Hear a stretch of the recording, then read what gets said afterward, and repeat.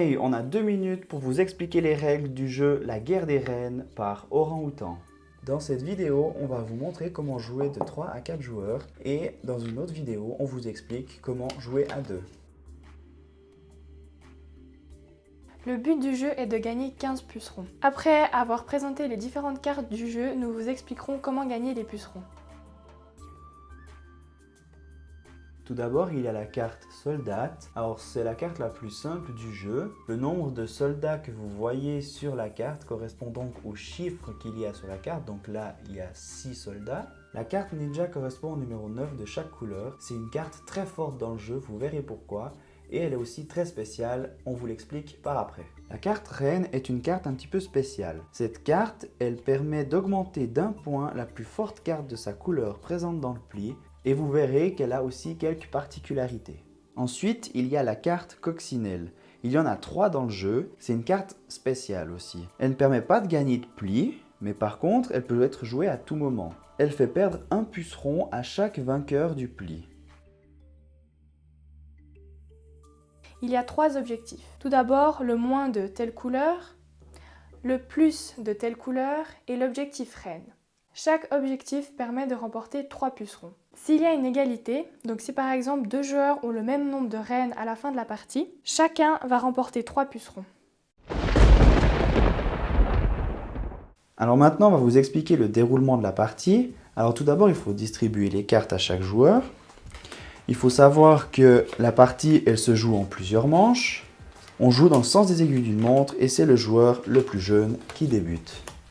Maintenant que toutes les cartes sont distribuées, il nous faut savoir quels sont les objectifs. Alors tout d'abord pour le plus de, alors là il faudra gagner le plus de cartes rouges possible.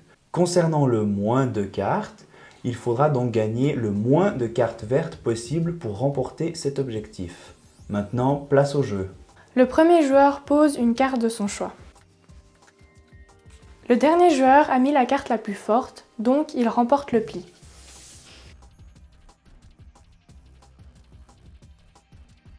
Il met une carte ninja, donc tous les autres joueurs doivent mettre une carte ninja s'ils en possèdent une.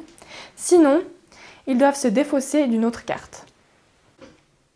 Mais le joueur pose une carte reine. Comme la carte reine augmente d'1 point la carte la plus forte de sa couleur, cette dernière vaut 10 points et donc le joueur remporte le pli. La partie peut donc continuer. Le joueur suivant doit mettre une carte plus forte. S'il n'en a pas, il se défausse d'une carte. Dans cette situation, il y a égalité. Cependant, le premier joueur à avoir mis la carte la plus forte va remporter le pli. Attendons juste de voir ce que le dernier joueur va nous faire.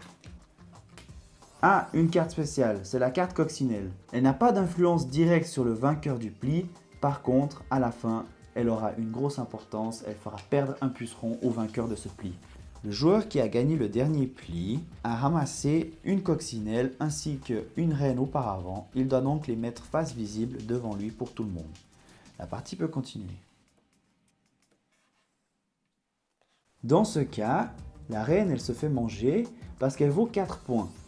Elle augmentait d'1 point la carte la plus haute de sa couleur, donc 3 plus 1, 4. Mais le dernier joueur avait une carte plus haute que 4, donc il remporte le pli. Nous arrivons donc à la fin de la partie. À ce moment-là, il faut garder les cartes les plus importantes du jeu pour l'attribution des pucerons. Donc là, il faut garder les cartes rouges, les cartes vertes, les cartes reines et les cartes coccinelles. Tout d'abord, l'objectif le plus de rouge.